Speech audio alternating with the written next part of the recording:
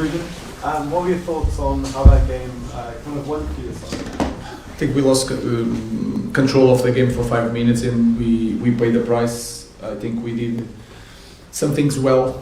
I think also that our level of energy, we drop a little bit, and when our team drop a little bit the energy, you can feel it. We can play well, but it's not in full power. But my feeling is that the players really tried, and they tried during the week and they tried today. In the past, if we had this kind of bad 5 minutes and we suffered 2 goals, we didn't recover. Today is a different feeling. You can sense that we could not win this game, but we are not going to lose, and that is a feeling that a big team sometimes have to have. We had a big opportunity to win in the end, but we dropped. My feeling is we dropped 2 points here and should have done better. The positive, as you mentioned, is the resilience, I suppose, that the team has built over the last 12 months, not just today, but maybe recent weeks as well. How has the team been able to build that? Yeah, it's how to do it. It's not. I think last year we suffered a lot, and we want to win games and to overcome these moments. But now we know how to do it, and they know that we just need to be inside the game until the final 10 minutes of the game, and that is part of football. In the past, we could lost everything in the positions, the way we played the game. Today was not. The feeling was not that one. So I think we are improving in that aspect. Again, we did some things right, but also the good thing is that we have potential to play so much better, and that is the goal. You kind of already answered my question a little bit, but do you feel like if that game had happened last season that you would have lost it? Yeah, for more goals, I think that is my feeling. And that resilience that you're talking about, where is that coming from? How is that being? It's the confidence, of course, is completely different. We came from 3 good games, and we have a different confidence. We understand better each other. We talk more about this, that the football is like and we proved this year. We can have bad moments, but suddenly we have 3 good games. So football is like that, and a game is like that also. We have good moments, we score. You can sense that we are in control of the game when the first half finish. We start the second half when we suffer. We disconnect for 5 minutes, and that's enough in Premier League. But we managed to recover from that, and that's a good feeling. So, Sorry. Which one of you, so. What was the thinking about your substitutions in the second half? Like sometimes you will make 5 changes. Today it was only 2, and it was 2 defenders coming on in essence. Yeah, sometimes it's not. If you put more strikers, I don't feel that we are going to play better. If you see Diallo, many times Diallo has the ball with space to make the cross, but he's a right foot, he's always inside without space. The only thing is, Patrick, you are going to do the same thing when you have the ball, go to the side and cross, the space is there. Because if you want to come inside, Cunha is there always to receive the ball.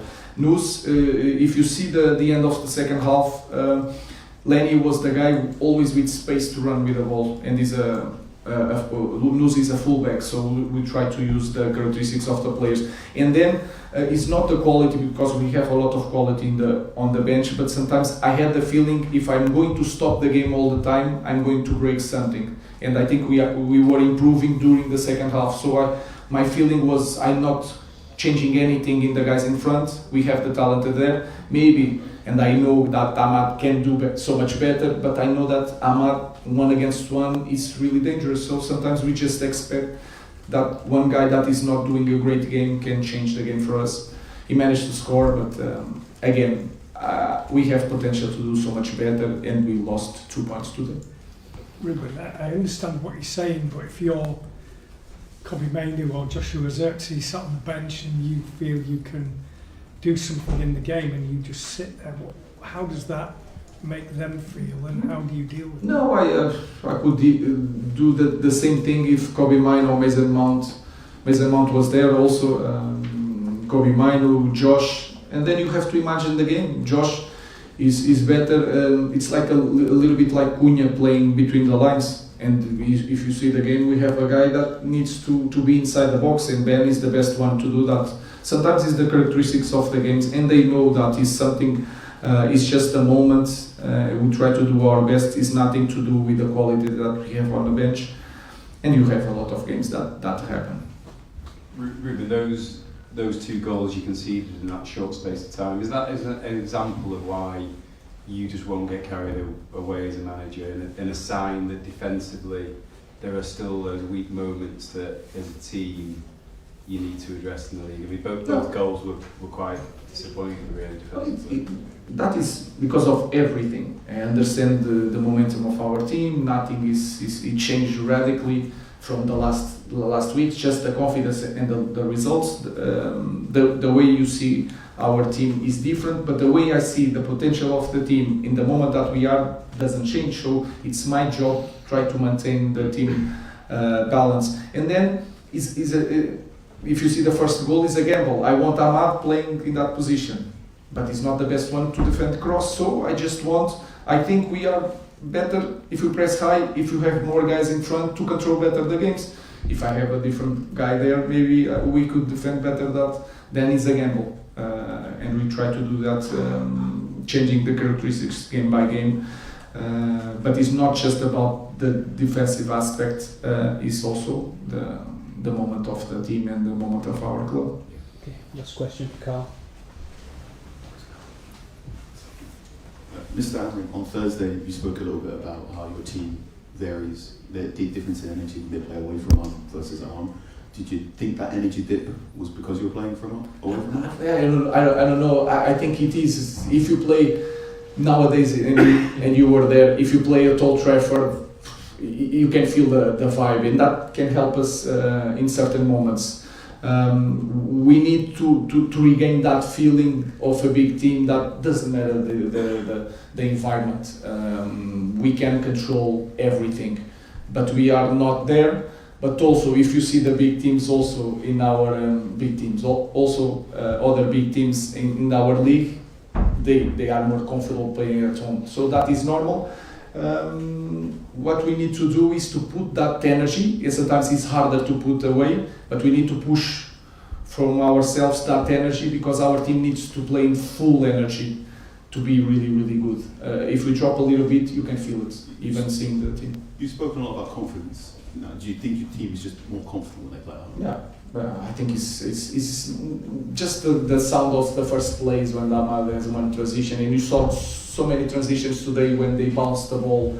When you play at home, you feel the vibe of our crowd. So that's why Old Trafford is so important for us, especially in this moment. Hi United fans, welcome back again to United Insider TV. Today, we bring you Ruben Amorim's full post-match reaction after Manchester United's hard-fought 2-2 draw against Nottingham Forest in the Premier League. It was a night of drama, emotion, and resilience, and Amorim's message after the match perfectly summed up the spirit of his team. Ruben Amorim faced the media shortly after Manchester United's 2-2 draw away to Nottingham Forest, and despite dropping points, the Portuguese manager remained calm, composed, and full of pride in his players. Speaking to reporters, Amorim began by saying, "We could not win, but we would not lose. The team showed character, belief, and identity, and that is something very important for me."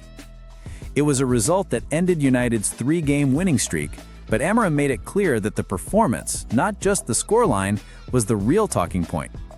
He continued, "Forest were very aggressive and organized. They pushed us physically, but we responded. Even when we went behind, the reaction from the players was incredible. We fought for every ball, and that shows the mentality we are building."